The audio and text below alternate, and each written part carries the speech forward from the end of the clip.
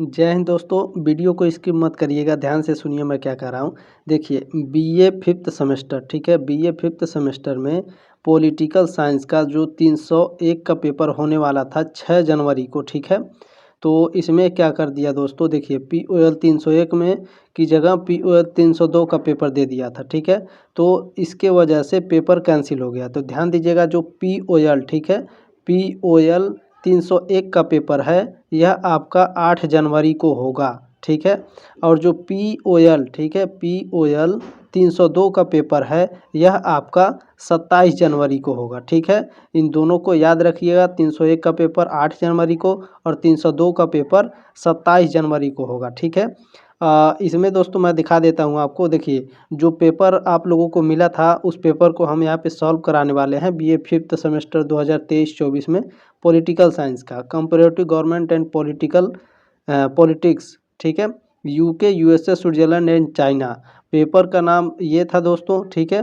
और उसके अंदर कुछ और दे दिया था, यानी इस तरह से दिया था कि मिठाई के डिब्बे में बम पैक करके दे दे, उस तरह से, ठीक है। POL का पेपर था, ऊपर छाप दिया था और अंदर आपको POL 302 का प्रश्न छाप कर दे दिया था। तो इस वजह से पेपर कैंसिल हो गया है, ध्यान रखेंगे। 8 जनवरी को फर्स्ट पेपर है और 27 जनवरी को सेकंड पेपर है, ठीक है। अब दोस्तों, आप किस बेस पे तैयारी करेंगे, आप लोग कंफ्यूज होंगे। तो ध्यान रखिएगा दोस्तों, ये जो पेपर है ना, जो 302 का पेपर आप लोगों को दिया था, इसमें उस बेस पर भी आप तैयारी कर सकते हैं। और एक बात बहुत इंपॉर्टेंट है, ध्यान रखिएगा, जो फर्स्ट पेपर होगा पॉलिटिकल का, ठीक है, उस बेस पर भी आपका सेकेंड पेपर बनाया जाएगा। क्योंकि सेकेंड पेपर तो आपका लीक हो चुका है, तो हो सकता है उसमें कुछ चेंजेस हो। तो ध्यान रखिएगा, फर्स्ट पेपर जिस तरह से आएगा, जिस टाइप के क्वेश्चन पूछे जाएंगे, सेकेंड पेपर में भी उसी टाइप के क्वेश्चन पूछे जा सकते हैं। तो दोनों बेस पर आप तैयारी कर सकते हैं, ठीक है। चलिए, कोई बात नहीं है सर, इसे हम तैयारी करते हैं, ठीक है। इसे सॉल्व कराने का प्रयास करते हैं। चलिए, इसमें देखते हैं दोस्तों, आपका पहला प्रश्न इसमें क्या पूछा था। चलिए देखिए, इसमें पहला प्रश्न, इसमें कोई आउट ऑफ सिलेबस नहीं आया था दोस्तों, सब सिलेबस में ही है, ठीक है। ये पोस्ट कोर वाले जो हैं शब्द, पोस्ट कोर, ये आपके सेकेंड पेपर में ही है। लेकिन क्या है कि पेपर कठिन नहीं था, पेपर बहुत कठिन बना दिया था इस टाइप से, ठीक है। तो याद रखेंगे, कोई दिक्कत नहीं है, इसे सॉल्व कराने का प्रयास करते हैं। चलिए देखिए, इसमें मैं थोड़ा बड़ा करता हूँ इसे। देखिए, इसमें पहला प्रश्न आपका पूछा था दोस्तों, विकल्प शब्द पोस्ट कोर्ब किसने प्रयोग किया। तो पोस्ट कोर्ब जो शब्द था दोस्तों, इसको लूथर गुलिक ने प्रयोग किया था, ठीक है। एग्जाम में आपके दोस्तों पोस्ट कोर्ब का पूछता है कि जो पोस्ट कोर्ब होते हैं, इसका फुल फॉर्म पूछता है, ठीक है। पूछेगा कि पोस्ट कोर्ब में P का मतलब क्या होता है, पोस्ट कोर्ब में D का मतलब बताइए। या फिर इस तरह से पूछता है, पोस्ट कोर्ब में CO का अर्थ क्या होगा, पोस्ट कोर्ब में B का अर्थ क्या होगा। दोस्तों, ये तो आपको पता नहीं है, इस पर मैंने फुल वीडियो बनाई है, ठीक है। मैंने जब ये न्यूज़ सुना तो मैं निराश हो गया, इसी वजह से मैं क्लास को अपलोड नहीं किया यूट्यूब पर। तो जैसा आप लोग कहिएगा, कमेंट करिएगा, ठीक है, कमेंट बॉक्स में कमेंट जरूर करिएगा। जो सेकंड पेपर है पॉलिटिकल का, मैराथन क्लास मैंने कराई है, करीब 1 घंटे 30 मिनट की वीडियो है, ठीक है। इसको मैंने बहुत चर्चा करी है पोस्ट कोर्ब की। और जो बजट है, ठीक है, बजट है, भारत में पहला बजट किसने पेश किया था, पहला अंग्रेजी व्यक्ति कौन था जिन्होंने बजट को पेश किया था, इन सब के बारे में मैंने अच्छी तरीके से चर्चा की है, ठीक है। तो जैसा आप लोग कहिएगा, कमेंट करिएगा, मैं उस वीडियो को अपलोड कर दूंगा। मैराथन क्लास है, 1 घंटे 30 मिनट की है, देखेंगे आपको बहुत हेल्प मिलेगी। जो 27 तारीख को पेपर होने वाला है, ठीक है, उसी का मैंने वीडियो बनाकर रखा हुआ है। जैसा आप लोग कहिएगा मैं अपलोड कर दूंगा। पहले फर्स्ट पेपर हो जाने दीजिए, या तो जैसा होगा कमेंट करिए, ठीक है। चलिए, पहले का ऑप्शन कौन था, पोस्ट कोर्ब के प्रतिपादक कौन थे, लूथर गुलिक थे, इस बात को याद रखेंगे, ठीक है। पहले का ऑप्शन नंबर C हो जाएगा। चलिए, दूसरा आपका इसमें प्रश्न पूछा था दोस्तों, देखिए, प्रशासन का सरोकार कार्यों को करवाने से है, परिभाषित उद्देश्य की प्राप्ति के साथ, यह कथन किसका है। एक बार और प्रश्न को देखिए क्या कर रहा है, प्रशासन का सरोकार कार्यों को करवाने से है, परिभाषित उद्देश्यों की प्राप्ति के साथ है, ठीक है, यह किसने कहा है।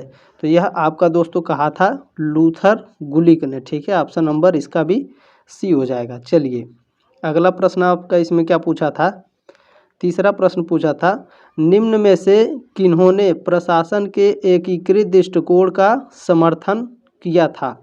इसमें दिया है Herbert Simon, L D. White, Luther Gulick, Dimock और स्मिथवर्ग और थॉमसन। तो दोस्तों तीसरे का जो है आपका ऑप्शन नंबर इसमें ए था, ठीक है, ए वाला ऑप्शन था। जो इसमें एल.डी. वाइट थे और डिमाक थे, इन्होंने दोस्तों प्रशासन के एकीकृत दृष्टिकोण का समर्थन किया था। कौन कौन? एल.डी. वाइट और डिमाक। इस पॉइंट को याद रखेंगे। चलिए अगला प्रश्न इसमें क्या आपका पूछा था? चौथा प्रश्न पूछा था, निम्न में से किस प्रशासनिक चिंतक ने प्रशासन को वांछित लक्ष्य प्राप्त करने के लिए मानव भौतिक संसाधनों के संगठन और निर्देशन के रूप में परिभाषित किया है? दोस्तों इसका ऑप्शन नंबर बी था, ठीक है, जे.एम. पिफनर, ठीक है, ऑप्शन नंबर बी था चौथे का, याद रखेंगे अच्छी तरीके। दोस्तों इस बेस पर भी आप तैयार कर सकते हैं अपना पेपर, और जो फर्स्ट पेपर में पूछेगा, ठीक है, फर्स्ट पेपर जैसे होगा उस तरह से आपका सेकंड पेपर भी आ सकता है, तो दोनों में कंफ्यूज मत होइएगा, दोनों तरह से आप तैयार कर लीजिएगा, ठीक है। 5वां नंबर प्रश्न है आपका, देखिए 5वां नंबर प्रश्न आपका दिया है, निम्नलिखित प्रश्न का उत्तर नीचे दिए गए विकल्प का प्रयोग करते हुए दें, ठीक है। कथन और कारण दो दिया है। कथन क्या है? कथन है आपका, लोक प्रशासन बाह्य वित्तीय नियंत्रण के सिद्धांत के अधीन होता है। और कारण क्या अभी आपका कारण दिया है, विधायिका कार्यपालिका के खर्चों को अधिकृत करती है। तो आप बताइए इसमें दोस्तों ये जो कथन है और कारण है, इसमें से क्या सही है और क्या गलत है? तो दोस्तों जो ए वाला विकल्प है, ठीक है, लोक प्रशासन बाह्य वित्तीय नियंत्रण के सिद्धांत के अधीन होता है, ये सही है, ठीक है। और जो विधायी कार्यपालिका के खर्चों का अधिकृत है दोस्तों, यह इसकी व्याख्या करता है, ठीक है। कथन जो कारण है वो कथन का व्याख्या करता है। जो विधायी कार्यपालिका होती है, ठीक है, इसके खर्चों के अधीन जो अधिकृत है वो लोक प्रशासन के, ठीक है, लोक प्रशासन के बाह्य वित्तीय नियंत्रण के सिद्धांतों के अधीन होती है, ठीक है, याद रखेंगे। तो सर इसमें उत्तर कौन सा होगा? अभी मैंने आपको बता दिया है, इसके हिसाब से उत्तर होगा आपका ए वाला, ठीक है। ए और आर दोनों सत्य हैं, आर ए की व्याख्या करता है, ठीक है। उम्मीद है दोस्तों आपको समझ में आ रहा होगा। अगर नहीं समझ में आएगा तो आप लोग वीडियो को और क्लास को जो भी है इसको आराम से रोक के पढ़ लीजिएगा, ठीक है। चलिए आगे बढ़ते हैं, आपका अगला प्रश्न देखते हैं इसमें क्या पूछा है। प्रश्न नंबर 6 आपका पूछा है दोस्तों। प्रश्न नंबर 6 है, निम्नलिखित प्रश्न का उत्तर नीचे दिए गए विकल्पों का उपयोग करते हुए दें। कथन है और आपका कारण भी है, ठीक है। तो दोनों को ध्यान से देखेंगे। कथन क्या कह रहा है?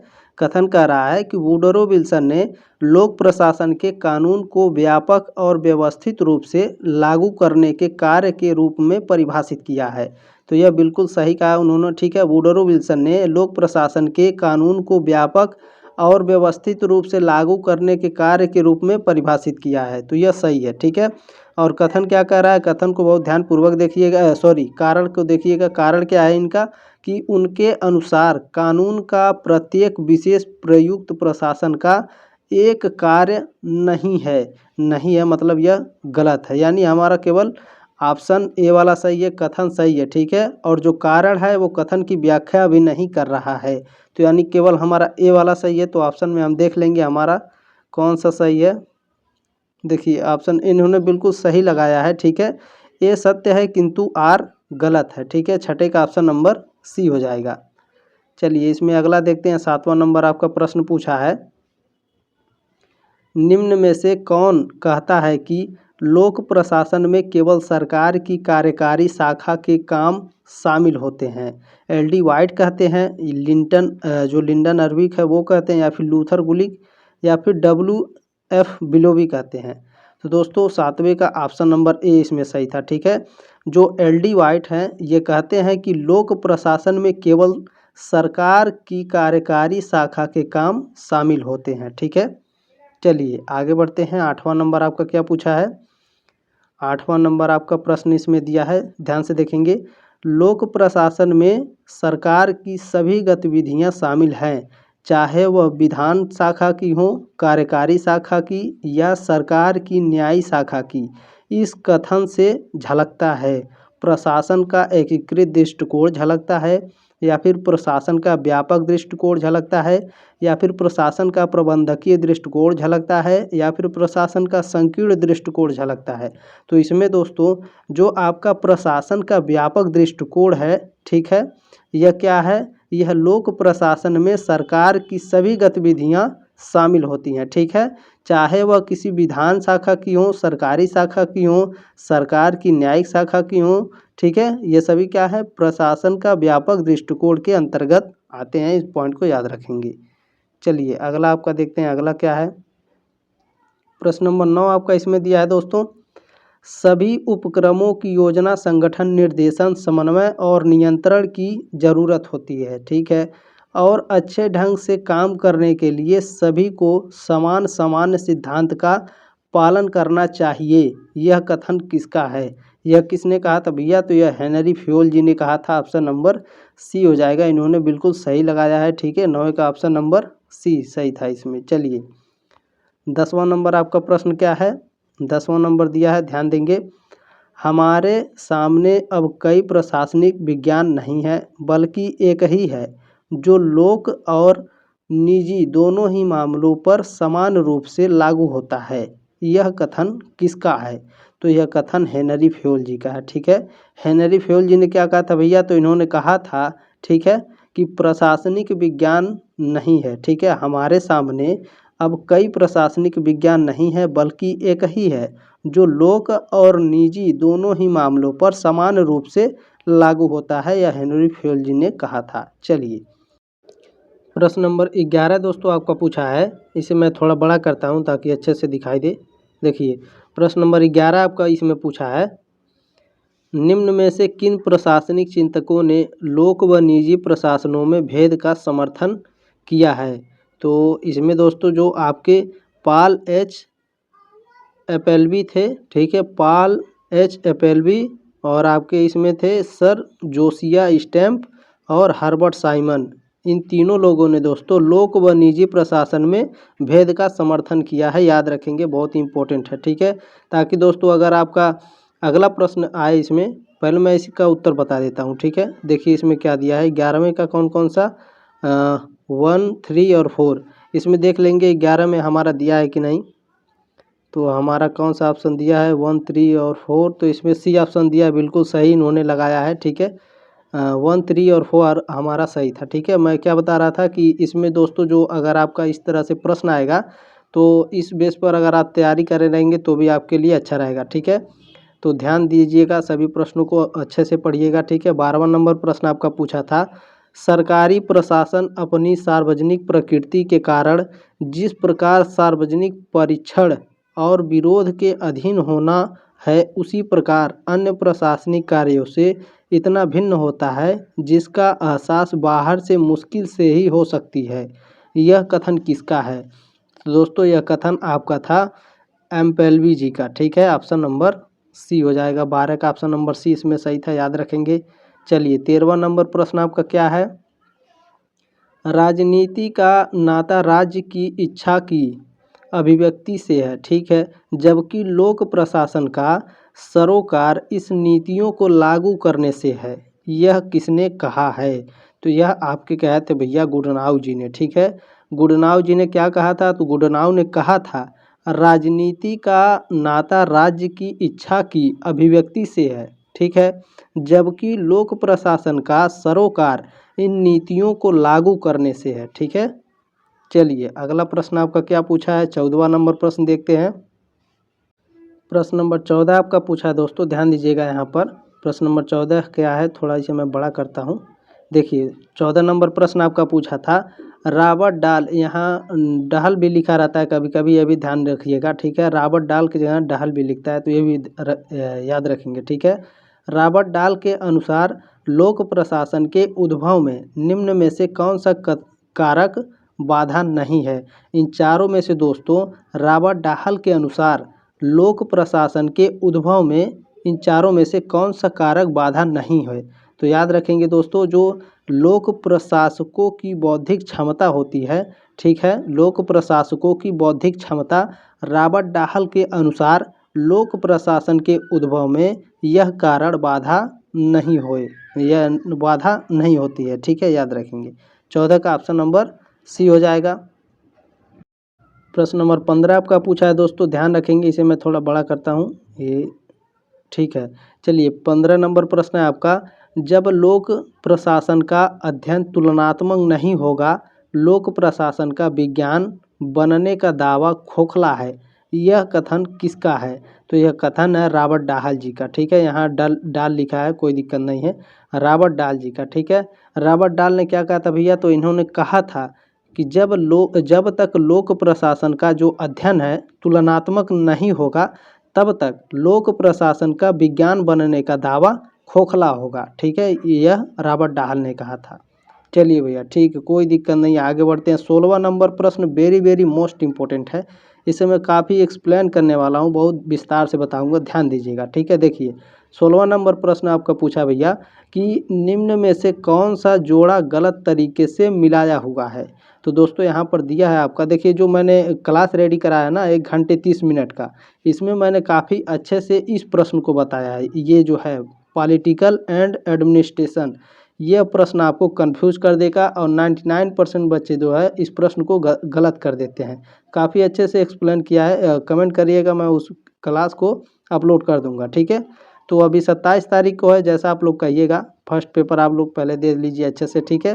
16वां नंबर आपका क्या है दोस्तों कि इसमें पूछ रहा है कौन सा जोड़ा मिलाया हुआ गलत है भैया आपका, ठीक है। तो ए नंबर है प्रश्न आपका, पॉलिटिक्स एंड एडमिनिस्ट्रेशन सन 1900, तो यह बिल्कुल सही है। जो पॉलिटिक्स एंड एडमिनिस्ट्रेशन पुस्तक है दोस्तों, यह सन 1900 में प्रकाशित हुई थी, यह बिल्कुल सही है। तो अब ये बताइए सर कि जो पॉलिटिक्स एंड एडमिनिस्ट्रेशन है, इस पुस्तक के लेखक कौन है? तो भैया ये इस पुस्तक के लेखक हैं आपके फ्रैंक जॉनसन गुडनाउ। मैं आपको यहाँ पर लिख के बता देता हूँ, ठीक है। FRANK फ्रैंक,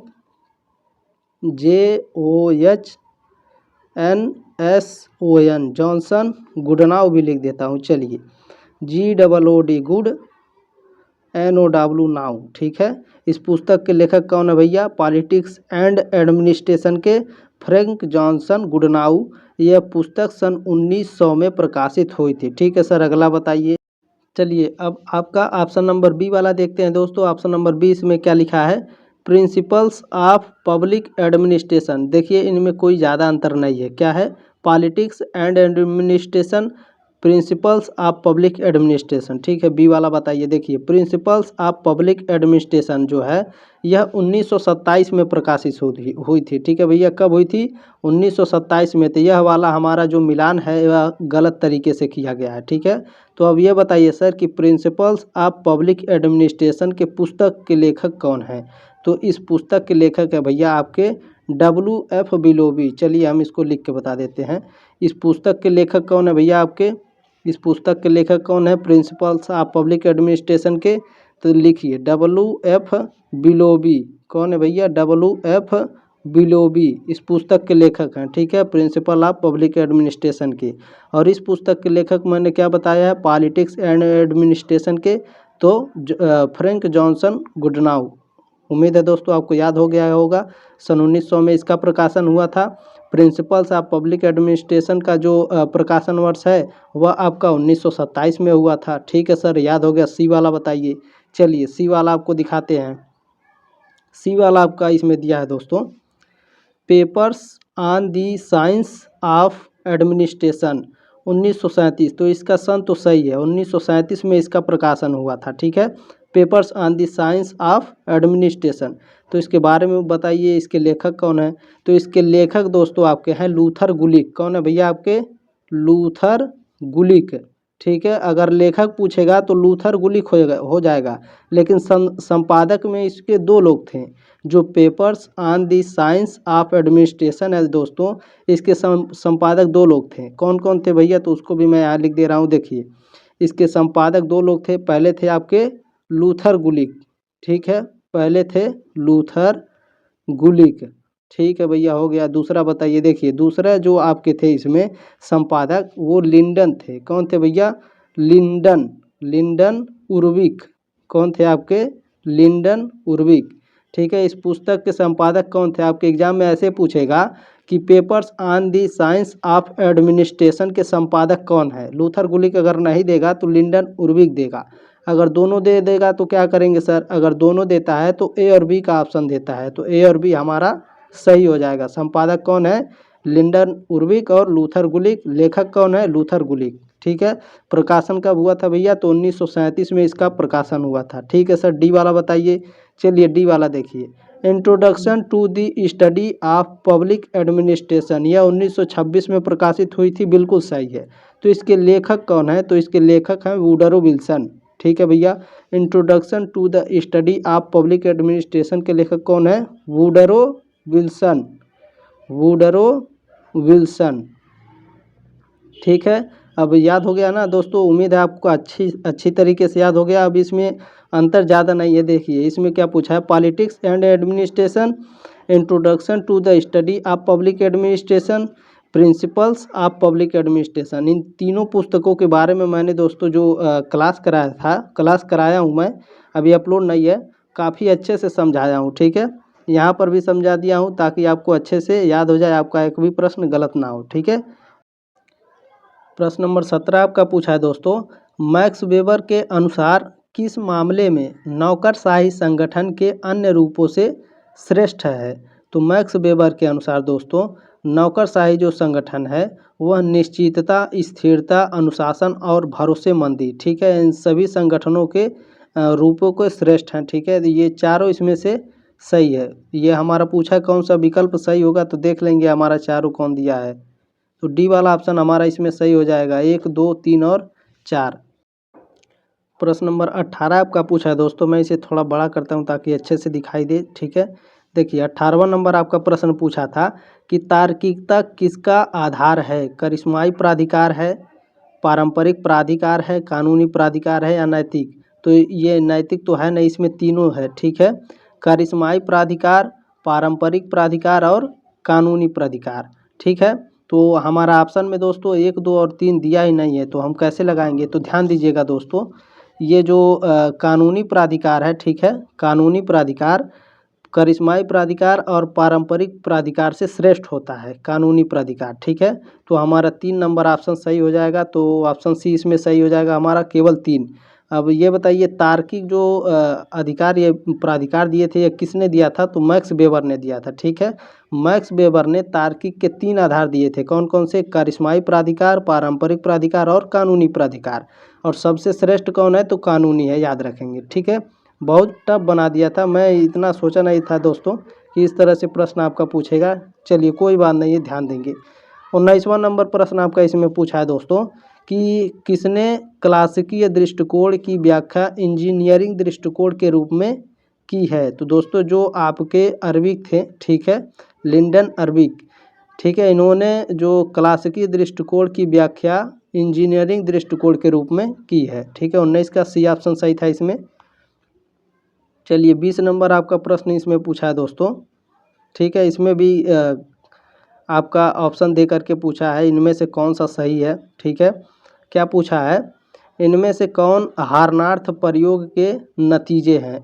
ये 4 ठो ऑप्शन दिया है दोस्तों। 4 ऑप्शन में से पूछ रहा है कि हार्नार्थ प्रयोग के कौन से नतीजे हैं। तो दोस्तों जो हार्नार्थ के नतीजे थे वह क्या था? पहला, मजदूर कटे हुए और असंबद्ध व्यक्ति नहीं होते हैं। तो यह सही है, इसका हार्नार्थ प्रयोग में ये नतीजा सही है। मजदूर केवल आर्थिक कारक से ही प्रेरित नहीं होते। क्या यह सही है? बिल्कुल यह सही है। मजदूर की उत्पादकता शरीर कार्य स्थितियों में निर्धारित होती है। सही नहीं है। मजदूर में अनौपचारिक समूह बनने का रुझान होता है। यह सही है। ठीक है।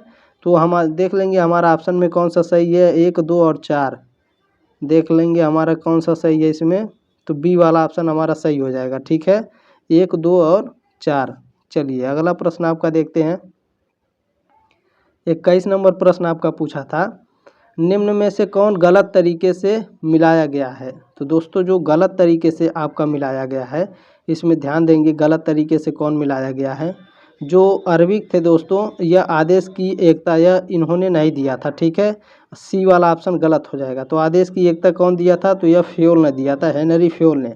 बाकी टेलर ने कृत्यमूलक निर्देशन दिया था। फेयोल जी ने गैंग प्लैंक का सिद्धांत दिया था। याद रखिएगा, ये जो फेयोल जी हैं ये 14 सिद्धांत दिए हैं। ये भी पूछता है फेयोल का 14 सिद्धांत।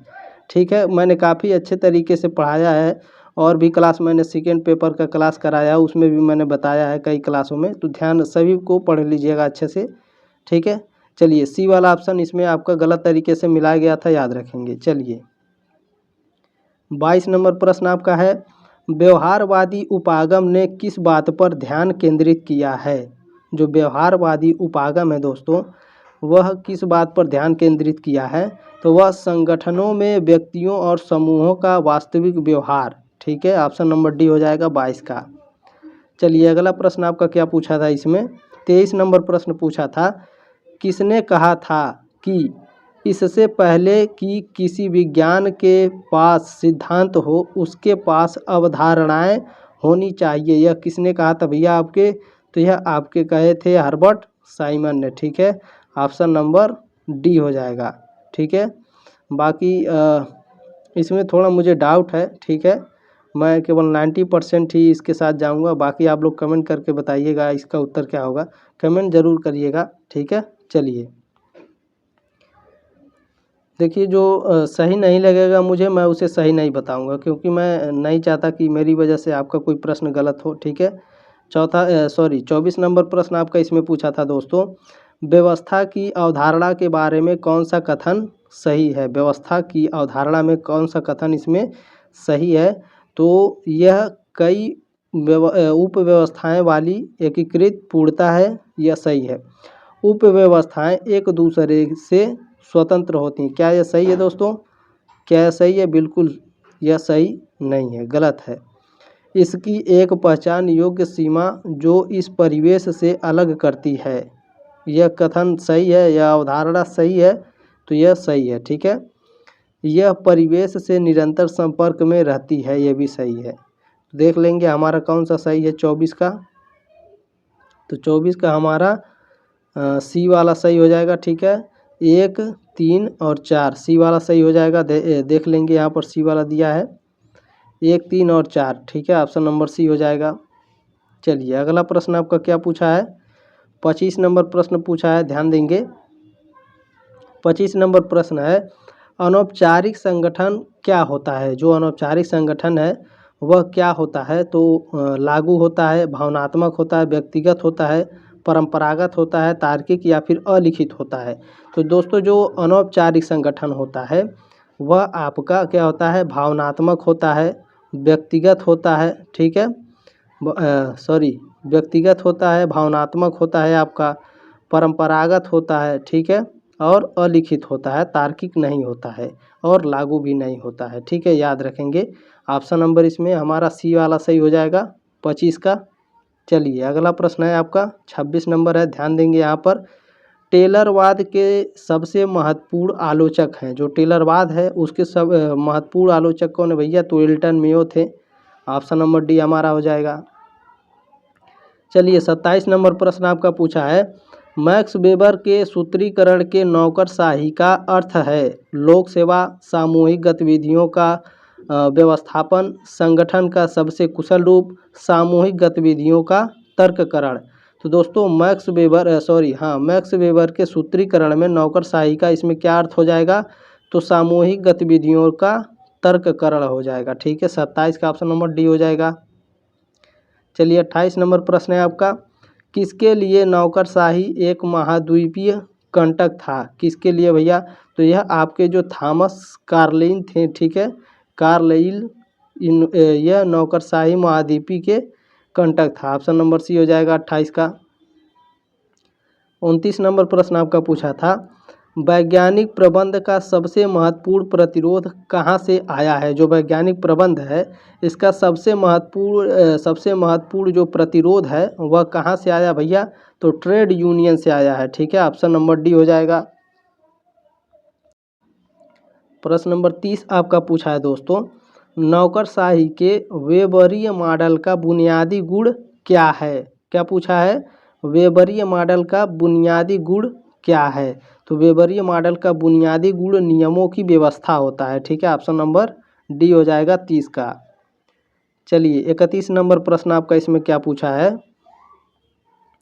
31 नंबर प्रश्न आपका पूछा भैया कि फ्यूल के अनुसार किसी औद्योगिक उपक्रम की गतिविधियां हैं। तो दोस्तों फ्यूल के अनुसार जो क्या पूछा है, औद्योगिक उपक्रम की गतिविधियां। तो यह आपका वाणिज्यिक, प्रबंधकीय, तकनीकी, सुरक्षा, वित्तीय और अकाउंटिंग होगी। ऑप्शन नंबर सी इसमें सही था 31 का। ठीक है, चलिए 32 नंबर प्रश्न देंगे। इसमें आपका ऑप्शन दिया है, ठीक है, इसमें आपका नंबर दिया है और ऑप्शन पूछेगा कि कौन सा इसमें सही है। ठीक है, क्या पूछा है, साइमन के बारे में कौन सा कथन सही है। तो भैया साइमन के बारे में हमारा कौन सा कथन सही है इसमें देख लेंगे। ठीक है, तो साइमन के बारे में हम पढ़ेंगे क्या इन्होंने कहा था। उन्होंने प्रशासन को निर्णय निर्माण का समतुल्य बनाया, यह सही है। उन्होंने संरचनात्मक उपागम को विकल्प के तौर पर निर्णय निर्माण पर जोड़ दिया, बिल्कुल सही है जी। ठीक है सर, अगला दिखाइए। देखिए 3 नंबर प्रश्न पूछा है, तीसरा नंबर है आपका। उन्होंने तार्किकवाद पर आधारित प्रशासन की नई अवधारणा प्रस्तावित की, ये भी सही है। चौथा है आपका, उन्होंने नियोजन और अनियोजन निर्णय में भेद किया है, तो ये भी सही है। तो देख लेंगे हमारा कौन सा सही है। तो ऑप्शन हमारा डी ऑप्शन इसमें दिया है 1, 2, 3 और 4। ठीक है, चलिए 33 नंबर प्रश्न भी इसी तरह से दिया है, ध्यान से पढ़ेंगे इसमें क्या लिखा है। देखिए जो 33 नंबर प्रश्न है आपका, निर्णय निर्माण प्रक्रिया के निम्न चरणों को क्रम में व्यवस्थित कीजिए। ये भैया आपके 5 नंबर दिया है और पूछ रहा है इसको क्रम में व्यवस्थित करना है। ठीक है, देखिए कितना कठिन प्रश्न पूछा है, अच्छे से पढ़ के जाएंगे तभी आप प्रश्न का उत्तर दे पाएंगे। ठीक है, कोई दिक्कत नहीं है, ध्यान से पढ़िए। देखिए जो इसमें आपका दिया है, व्यवस्थित करना है, कार्यवाही का श्रेष्ठ रास्ता बनाना, अस्थायी निर्णयों का मूल्यांकन, विभिन्न उपागम जानना, अस्थायी निर्णयों की जांच करना, या फिर अगले काम की शुरुआत करना। तो हमको सही क्रम में व्यवस्थित करना है। तो हम याद रखेंगे दोस्तों, इसमें जो विभिन्न उपागम होते हैं सबसे पहले हम इसको जानेंगे। ठीक है, उसके बाद क्या करेंगे भैया, उसके बाद हम करेंगे कार्यवाही का सर्वश्रेष्ठ रास्ता बनाएंगे या फिर बताएंगे। ठीक है, ये भी हो गया। उसके बाद क्या करेंगे हम, तो अस्थायी निर्णयों की जांच करेंगे। ठीक है, हो गया भैया आपका।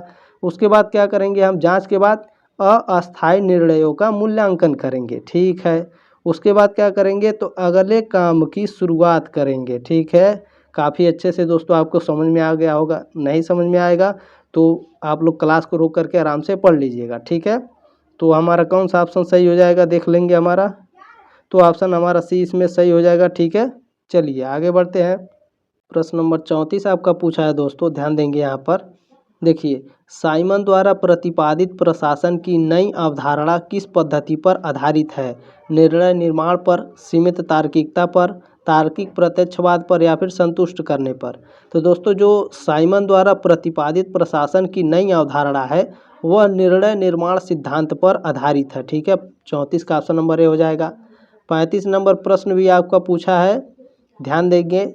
जो 33 नंबर प्रश्न पूछा था सेम उसी तरह से ये भी पूछा है कि इसको क्रम में व्यवस्थित करना है। ठीक है, बजट अधिनियम के निम्नलिखित चरणों को सही क्रम में व्यवस्थित रखिए। तो 5 ठो हमारा दिया है, पांचों को पूछ रहा है सही क्रम क्या होगा।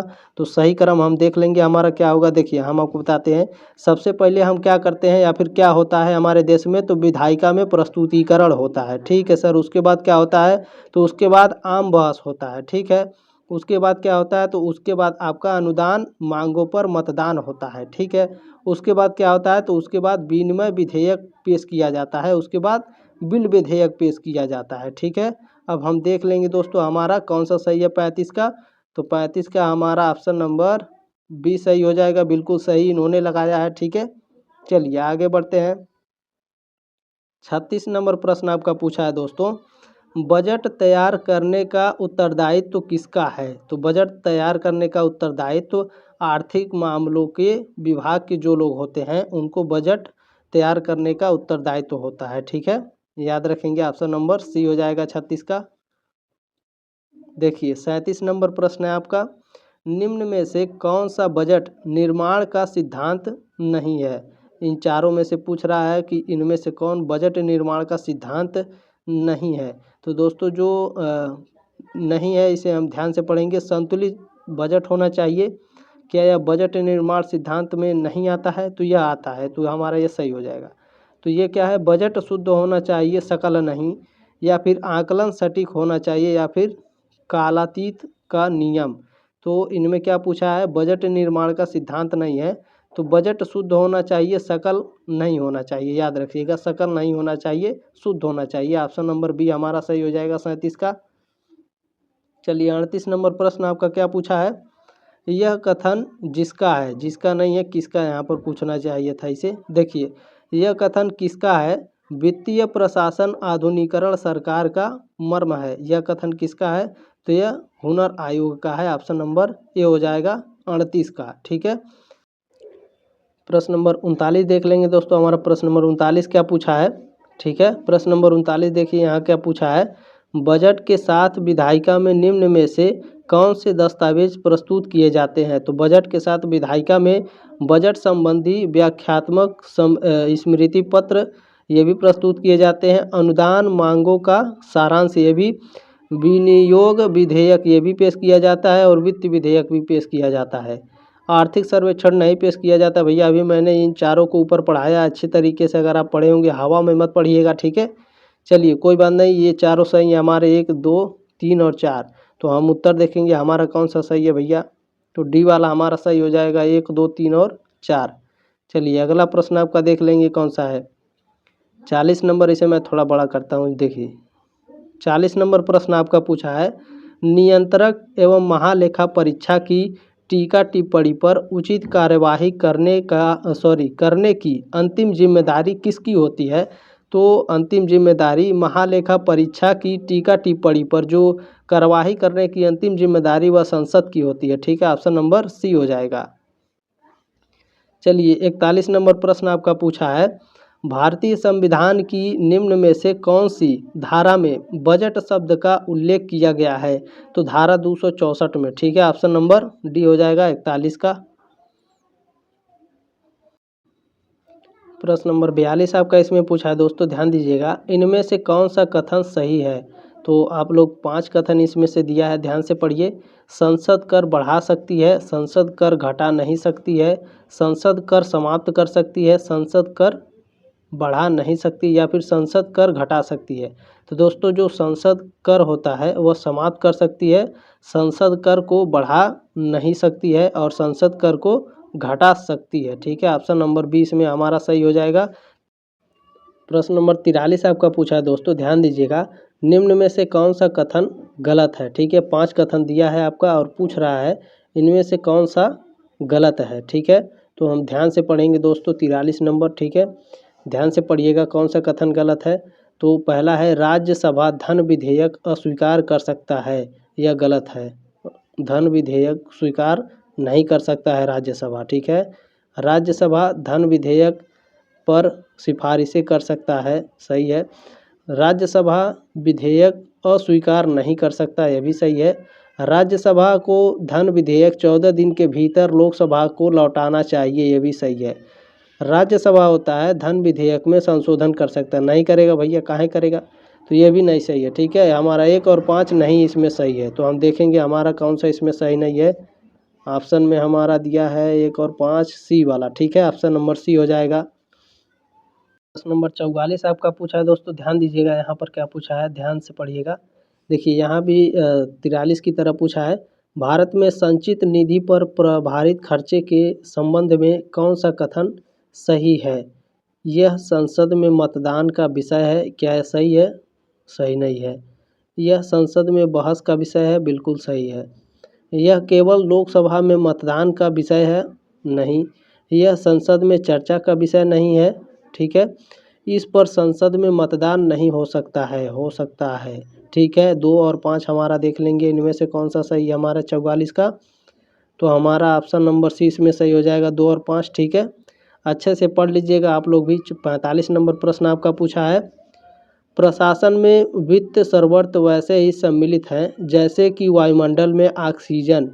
यह कथन किसका है। तो यह प्रश्न का उत्तर दोस्तों हमको मिला नहीं है।